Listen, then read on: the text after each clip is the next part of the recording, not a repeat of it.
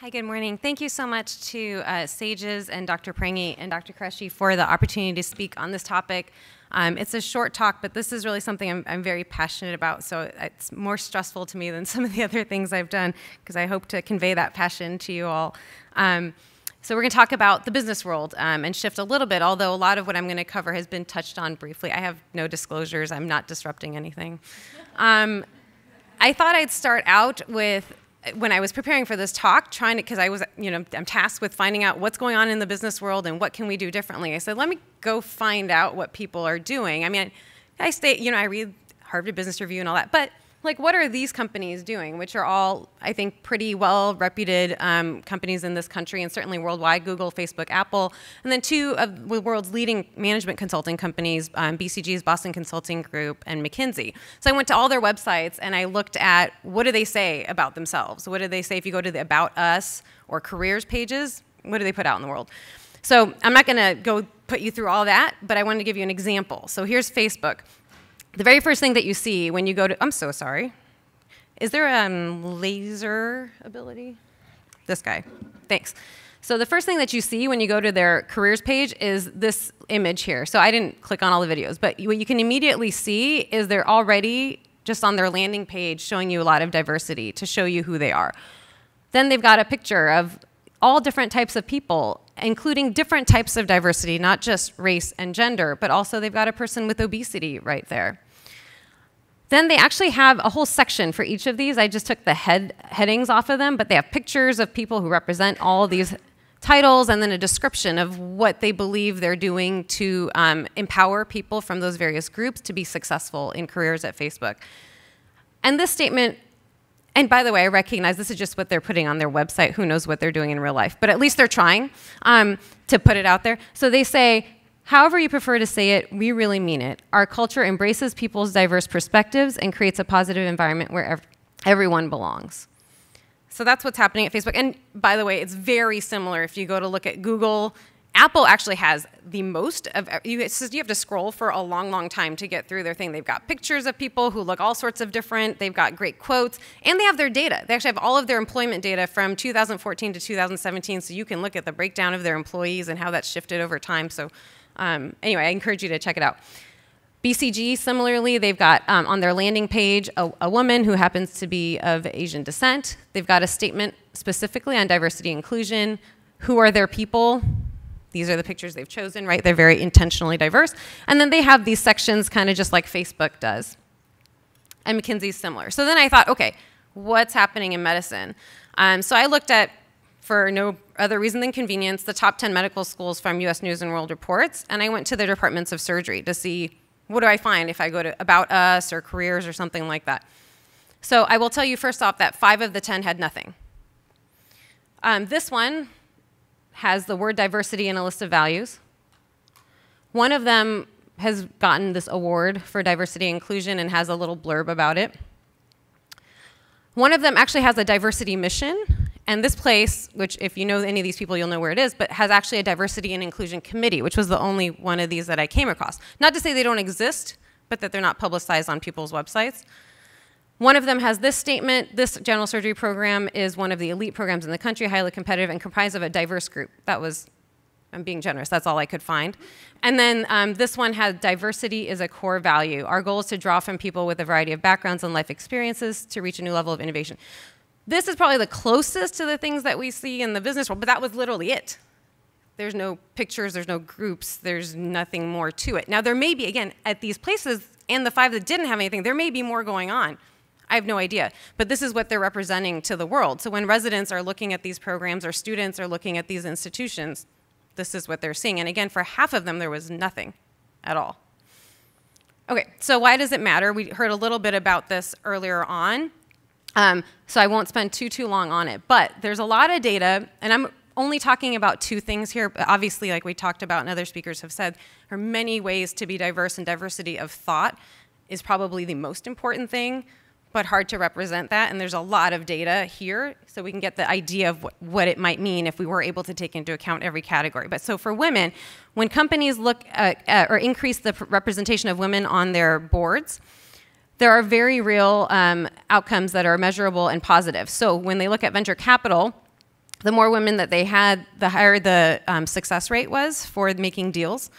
And then you get, it's about 10% higher if you have 10% more women, which is interesting that it worked out that way. But this is looking at the actual money that's coming into corporations. And basically you have actually 84% increase of return to shareholders if you go from 0 women to 3 to 4 women on the board.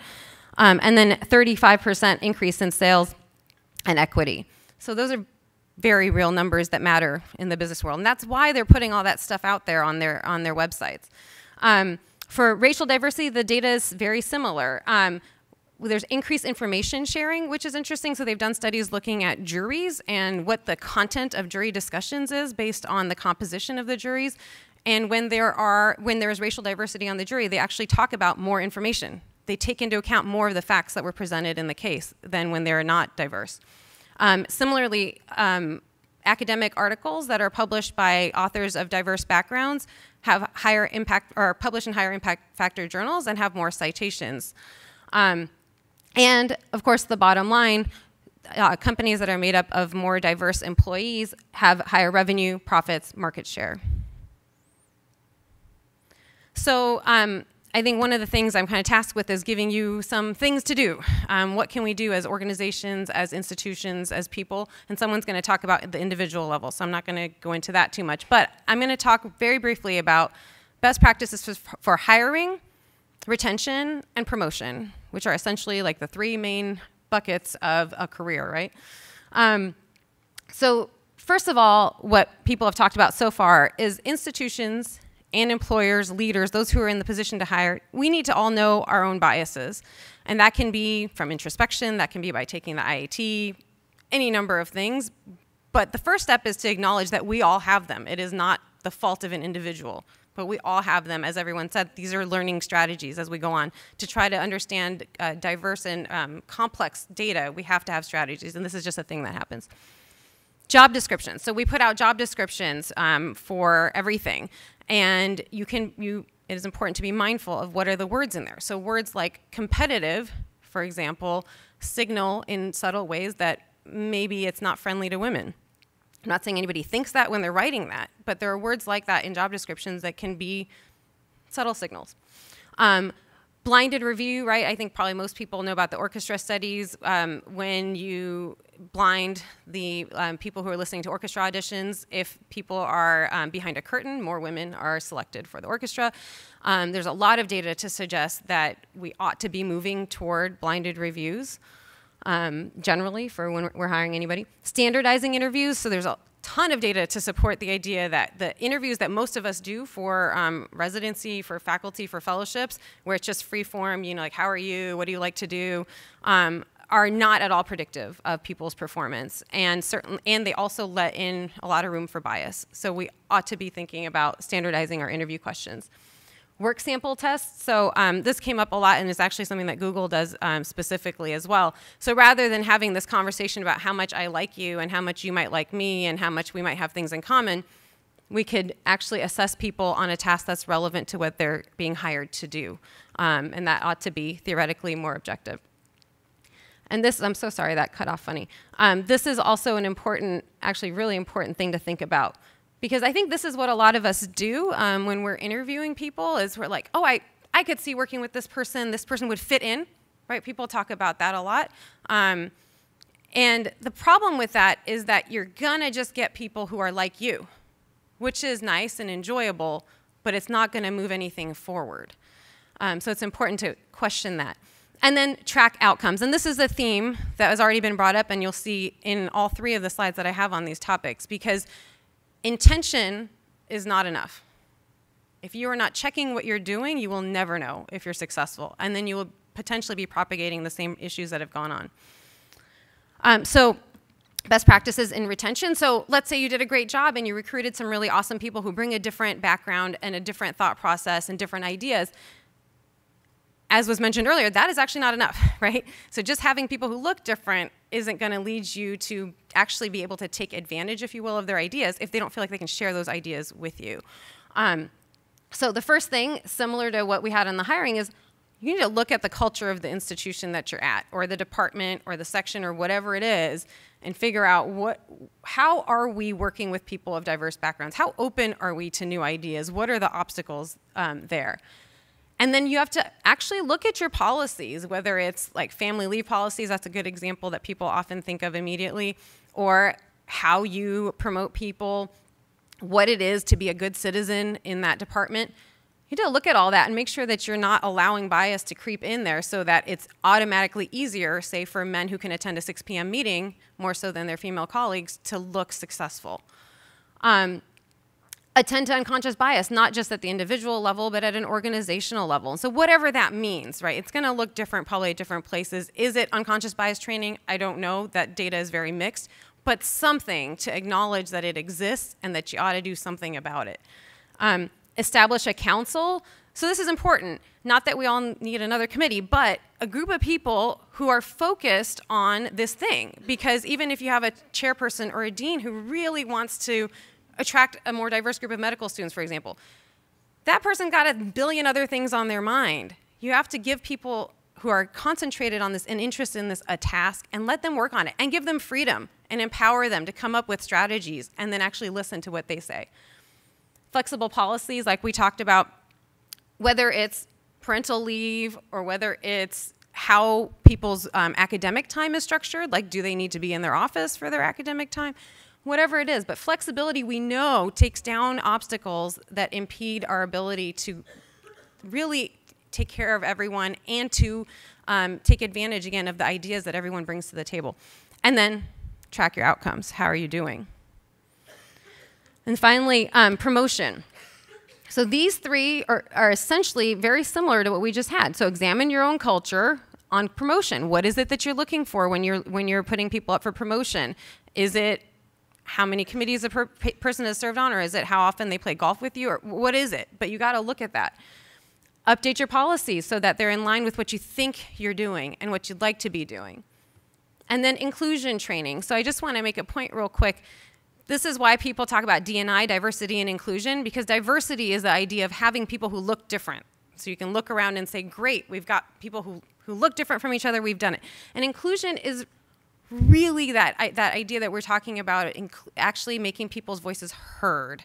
So that's important. So how do you accomplish that? You got to train people. All your leaders need to know how to do that. Giving feedback regularly to employees is important because you can't wait until they go up for their promotion and then say, well, sorry, you didn't do these things over the last 7 years, and here we are. Because what happens is people who are in the network, people who look like the leader, are the ones who will have that information, and they will know ahead of time what they need to do. And then the people who don't look like that person and haven't been going to happy hour and golf or whatever, they won't know until it's very late in the game. So there has to be regular feedback for everyone. Employee resource groups, so this is a fancy term for things like women in surgery or groups like SBAS. So areas where people who are similar can share experiences and share knowledge and have their own networks. Not that that should be their only network, but so that we can all support each other in that way. And then track outcomes. All right, so this is another graphic, kind of similar idea to what was mentioned earlier. I like this one. I also like the fence one. But there is a difference here between equity and equality. And if you think equality is what you're shooting for, I would argue that that's not going to get you where you want to go. Because not everyone is in the same position. And people will say, well, this isn't fair. Why should I provide different resources to different people? Well, because life isn't fair, and we don't all come in with the same background, same experiences, and the same skills. So if we really want to see everyone succeed, and I think that we do, I think the leaders really do want that, then we have to figure out where people are and give them what they need, a smaller bike or a reclining bike, whatever it is, a taller bike. We got to do that. I think the main thing about this slide is you have to recognize people are individuals, and they're all going to bring something different, and they can't be their best unless you see that they're different and empower them. Okay, last thing. If you take away nothing else, I think there are two main principles here. One is transparency, and the other is accountability. So you want all of your policies, and we've talked about this in our We Are Sages task force as well. You want all your policies to be transparent. How does one get on a committee? How does one become a chair of a committee? How does one become president? How does one get to be a section chief at your institution? How does one become a chair? I mean, I don't know where I am. I have no idea. That's super important. And this comes in with pay equity too, which is not the topic for today, but transparency is super important. And then, like I said, accountability. Every single thing you're trying to do, you have got to track it. If you're not tracking it, it's like it did not happen. That's all I got.